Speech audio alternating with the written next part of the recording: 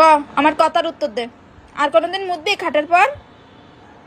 হ্যাঁ হ্যাঁ ক এমন সাধু রিস্কে আর মুতবি কোনোদিন?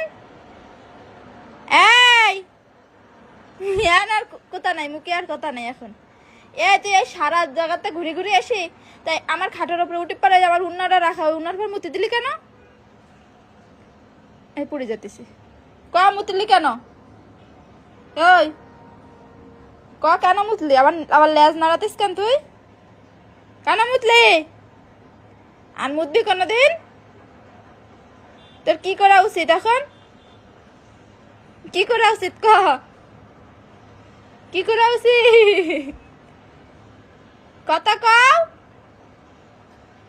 এই দুষ্টু, আর মুতবা নাই কোনোদিন? হ্যাঁ আসো না। এ শোনো মনু কুনু কুনু, দেখি এদিকে আসো, দেখি শোনো, এদিকে আসো না। এই যে শোনো, তুমি তুমি কি আর কোনোদিন হিসু দিবা খাটের পর? মা ময়না খাটের পর হিসু দিতে নেই। এই যে ঘুরে ফিরে এসে এই যে জায়গাটায় মুতি কি করে থুলু তালি কও। কেন মুতি চাও তুমি? আবার আবার লেজ নাড়াও।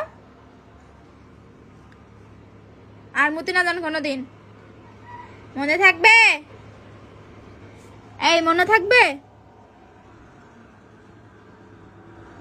আবার লেজ নাড়াতেই যে লেজ নাড়াইতেছে আবার, দেখো তাহলে। এই যে শোনো, এদিকে শোনো, দেখি দেখি ব্যথা পাবা, এদিকে আসো। এই যে শোনো, এই যে আমার দিকে তাকাও।